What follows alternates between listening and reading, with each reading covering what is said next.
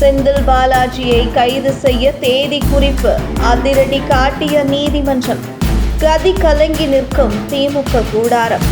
அமைச்சர் செந்தில் பாலாஜி போக்குவரத்து துறை அமைச்சராக இருந்தபோது நடந்த முறைகேடு தொடர்பாக கடந்த ஆண்டு செந்தில் பாலாஜிக்கு சொந்தமான இடங்களில் நடைபெற்ற அமலாக்கத்துறை சோதனைக்கு பின்பு கைது செய்யப்பட்டு சிறையில் அடைக்கப்பட்டார். சுமார் ஓராண்டுக்கும் மேலாக சிறையில் அடைக்கப்பட்டிருந்த அவர் ஜாமீன் கேட்டு தொடர்ந்து மனு தாக்கல் செய்து வந்தார்.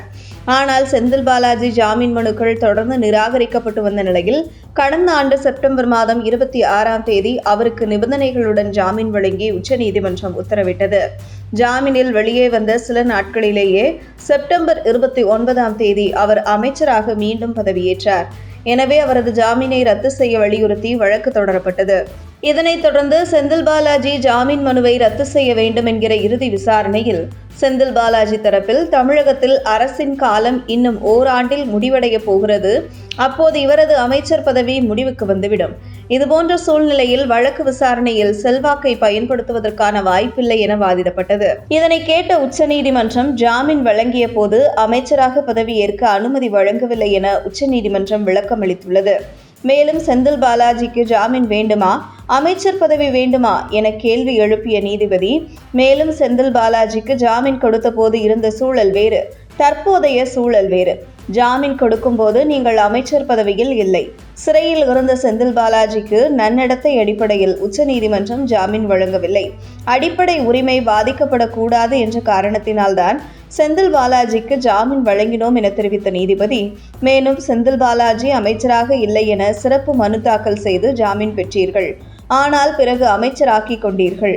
ஜாமீன் வழங்கிய போது அமைச்சராக பதவியேற்க அனுமதி வழங்கவில்லை என்று உச்சநீதிமன்றம் விளக்கம் அளித்துள்ளது. மேலும் அமைச்சராக இருந்தபோது செந்தில் பாலாஜி புகார்தாரர்களுடன் செட்டில்மெண்ட் செய்து கொண்டது நினைவில்லையா என கேள்வி எழுப்பிய நீதிபதிகள், தற்போது அமைச்சராக இருக்கும் செந்தில் பாலாஜி சாட்சிகளை கலைக்க மாட்டார் என்பதற்கு என்ன உறுதி? சாட்சியை செந்தில் பாலாஜி கலைக்க மாட்டார் என்பதை ஏற்க முடியாது.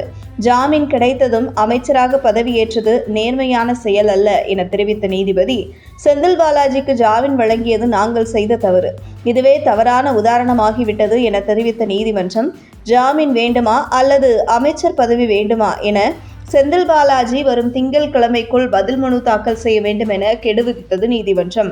இந்த நிலையில் செந்தில் பாலாஜி அமைச்சராக தொடருவாரா அல்லது மீண்டும் சிறைக்கு செல்வாரா என தமிழக அரசியலில் பரபரப்பு நீடித்து வரும் நிலையில் வரும் திங்கட்கிழமை செந்தில் பாலாஜி அமைச்சராக தொடருவார் என மனு தாக்கல் செய்தால் செந்தில் பாலாஜி ஜாமீன் ரத்து செய்யப்பட்டு அவர் மீண்டும் கைது செய்ய வாய்ப்புள்ளது என்கிறது அரசியல் வட்டாரங்கள். உங்கள் தின சேவல்.